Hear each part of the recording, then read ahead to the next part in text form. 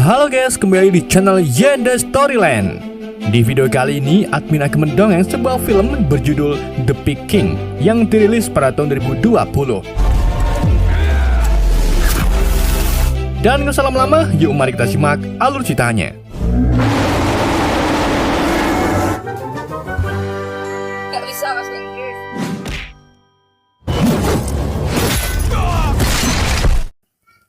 Film dimulai dengan kemunculan Sun Gukong yang sedang memberontak di alam kayangan. Dengan kehebatannya, Sun mampu mengalahkan para penghuni kekayangan dan hampir berhasil mengalahkan dewa Tian Peng.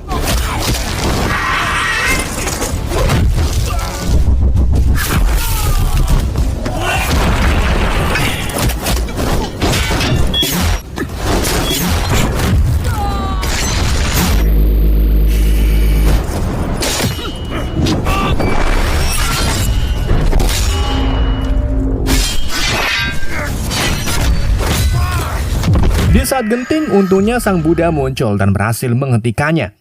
Akibat ulah rusuhnya tersebut, Sun Gukong mendapat hukuman diasingkan ke bumi dan dikurung di Gunung Lima Jari.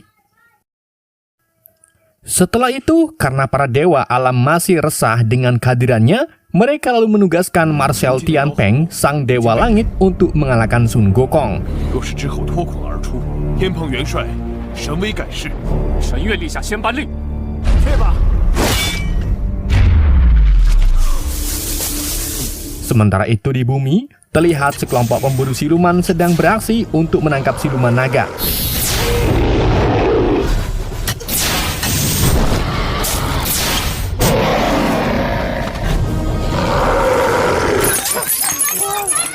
Setelah berhasil menangkap dan ingin menyegelnya, tiba-tiba Dewa Tian Peng muncul dan menggagalkan aksi mereka.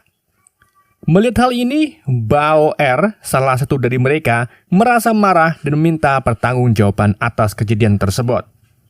Lalu, tanpa mereka sadari, ternyata naga tersebut kembali dan mulai menyerang mereka. Untungnya, Tian Peng berhasil mengalahkan siluman naga tersebut dengan sangat mudah.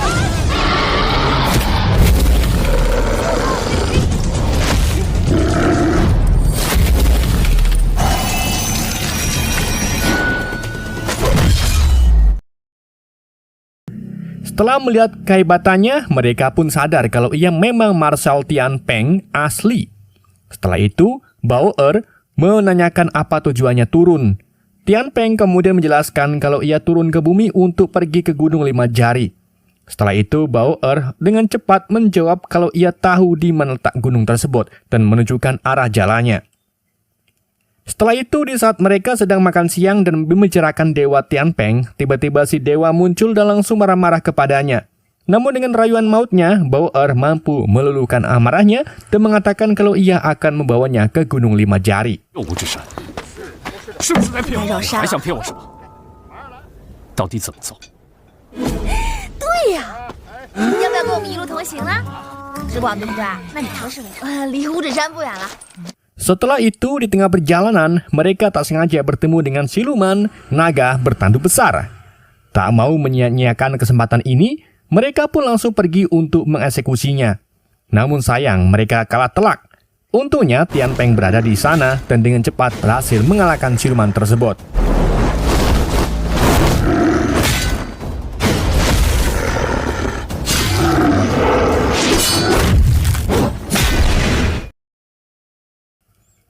Setelah itu mereka pergi ke pasar hadiah untuk menjual hasil tangkapannya. Di sana Tian Peng akhirnya mengetahui kalau dirinya telah ditipu dan meminta pertanggungjawaban pada Bao Er. Namun Bao Er menolaknya dan mengatakan ia akan menunjukkan petanya, asalkan ia mau menolong dulu seorang nenek yang sedang kesusahan karena cucunya diculik oleh siluman laba-laba. Di malam harinya saat Bao Er dan Tian Peng sedang kursol, satu persatu teman mereka mulai diculik oleh siluman laba-laba. Bao Er yang melihat hal ini langsung meminta Tian Peng untuk menyelamatkan teman-temannya. Setelah itu, Tian Peng pergi ke markas siluman dan mulai menyerangnya. Saat ia berhasil mengalahkan si siluman, tiba-tiba dari arah jendela muncul siluman lain dan menyerang Tian Peng menggunakan racunnya. Untungnya, Bao Er muncul dan menggunakan tubuhnya untuk melindungi Tian Peng. Melihat hal ini, Tian Peng merasa marah dan langsung menghabisi siluman tersebut.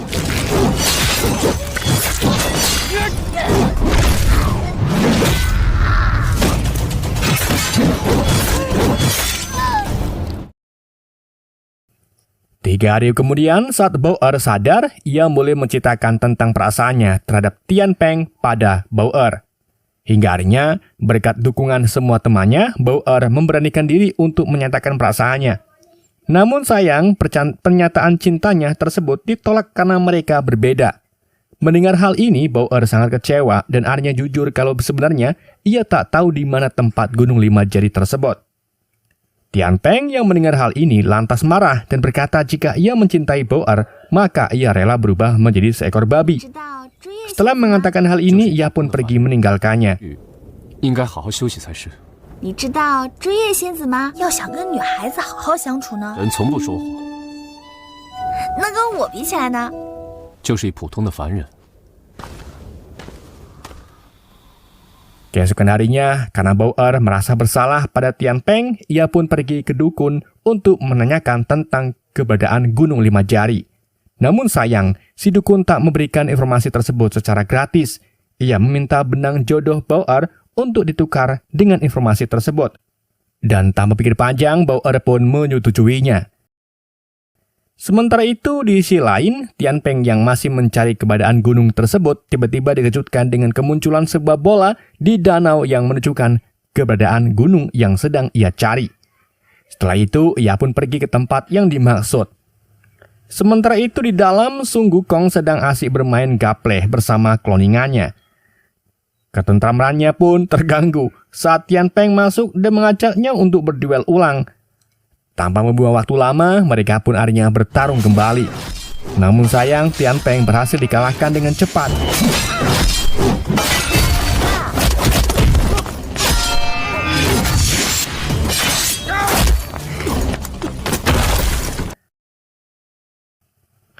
Setelah kekalahannya, Tian Peng kembali ke langit dan dianggap sebagai dewa yang lalai dengan tugasnya.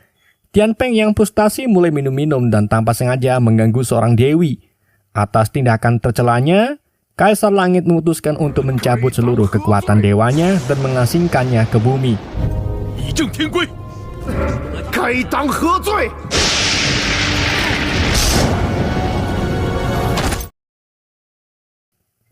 Setelah diturunkan ke bumi, kehidupannya Tian Peng menjadi amburadul. Ia sekarang menjadi seorang gelandangan yang suka minum-minum. Saat ia akan memungut sebuah bakpao yang jatuh, Tian Peng bertemu dengan seorang gelandangan lain yang menjelaskan kalau selama 2 tahun ini, Bao-er terus-terusan melawan Sun Gukong setiap harinya. Mendengar hal ini, Tian Peng pun bergegas pergi ke gunung tersebut. Sementara itu di gunung, Bao-er sedang menghadapi 2 kloningan Sun Gukong. Karena perbedaan kekuatan yang signifikan, dengan gampang Sun Gukong berhasil mengalahkannya. Lalu, keberadaan Tian Peng yang sedari tadi mengintip akhirnya ketahuan. Karena malu dengan tampilannya yang sekarang, ia pun pergi meninggalkan mereka semua. Tetapi Bao-er dengan cepat mengejarnya dan mengajaknya untuk pergi makan. Kemudian saat di meja makan, terjadi sedikit perdebatan di antara mereka yang menyebabkan Bao-er sedikit sakit hati dan memutuskan pergi membeli baju untuk Tian Peng. Setelah kepergiannya, Tian Peng memutuskan untuk memasak babi milik Bao-er. Beberapa saat kemudian, saat Bao-er kembali dan membawakannya sebuah pakaian, Tian Peng lalu menyarankannya untuk berhenti melawan Sun Gukong karena ia bukanlah tandingannya. Bao-er menolaknya, lalu mengatakan kalau satu-satunya yang bisa mengalahkan Sun Gukong adalah dirinya karena ia adalah seorang marshal Tian Peng. Lalu, perdebatan mereka tiba-tiba disela oleh kedatangan pelayan yang membawa pesanan Tian Peng. Melihat hal ini, Bao-er marah besar dan meninggalkannya karena babi kesayangannya telah dijadikan makanan.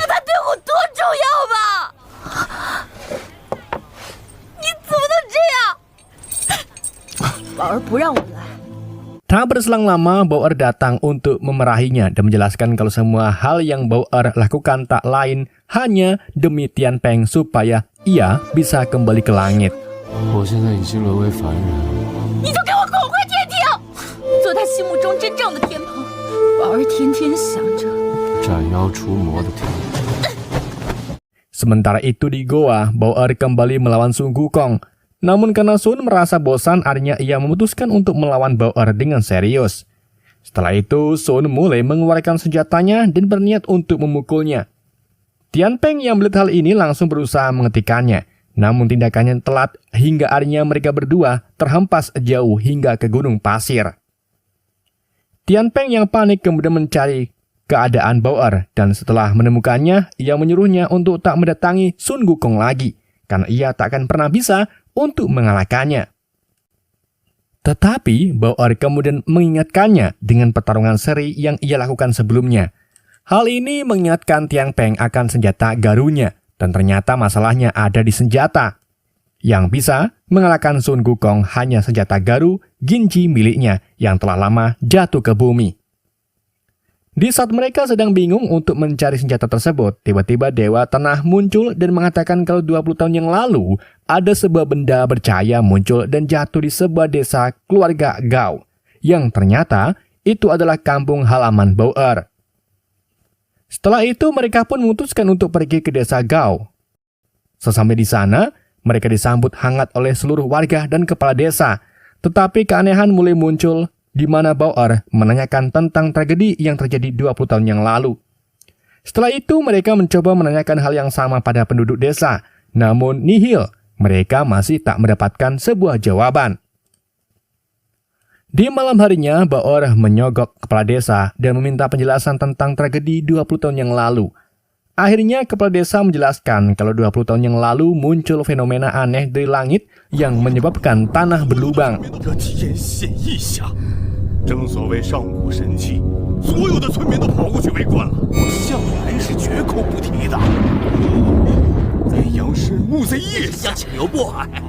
Sementara itu, di langit, Jenderal Pelindung terlihat kesal karena sampai detik ini ia belum juga naik jabatan. Namun untungnya amarahnya bisa ditenangkan dengan diiming-imingi menggantikan Marshal Tian Peng.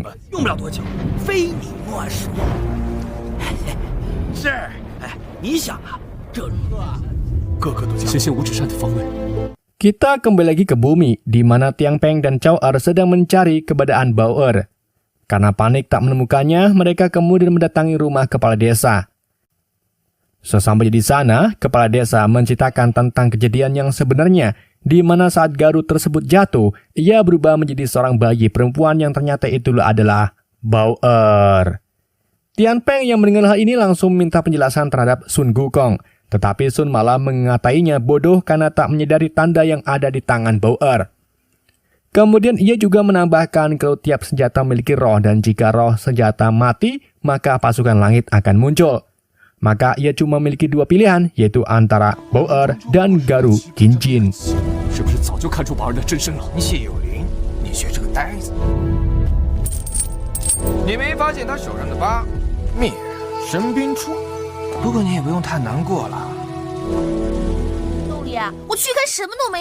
Setelah itu, sekembalinya Bao Er dari pencarian iblisnya, Tian Peng mengungkapkan seluruh isi hatinya dan melamar Bao Er di hadapan semua para warga.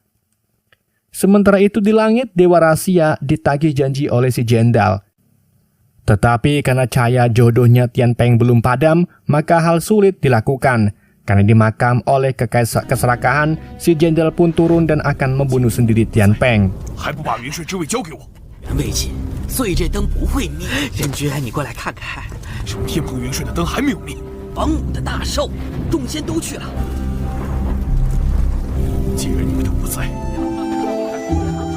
Sedangkan di bumi, upacara pernikahan Tian Peng dan Bao Er sedang dilakukan.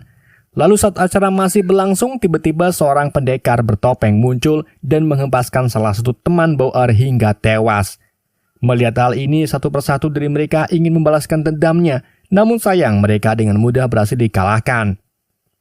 Dalam situasi yang kacau, tiba-tiba guru milik Tian Peng muncul dan menghantam si pria bertopeng, yang ternyata hal tersebut dilakukan oleh Bao Er tanpa sepengetahuan Tian Peng. Ia menemui Sun Gukong dan memintanya untuk melepaskan Garu Ginjin tersebut dari tubuhnya dan siap untuk menerima risiko apapun.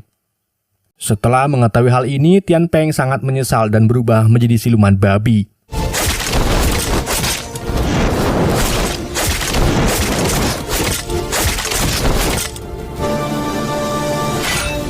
Hingga akhirnya Garu Ginjin kembali padanya dan membuat seluruh kekuatannya kembali. Lalu dengan amarah yang menggebu-gebu, ia menyerang si jenderal dengan brutal hingga ke langit.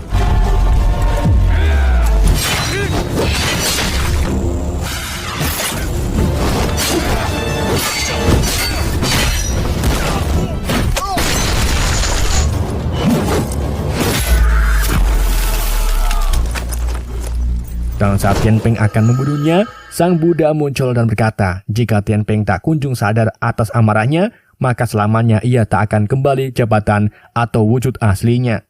Namun, karena rasa kecewanya terlalu besar, Tian Peng tak menggubris kata-kata sang Buddha dan tetap membunuh si jenderal. 永世不归神位。天蓬，你已回归神位，你也会往劫不复。触犯天条，或是一举劫难。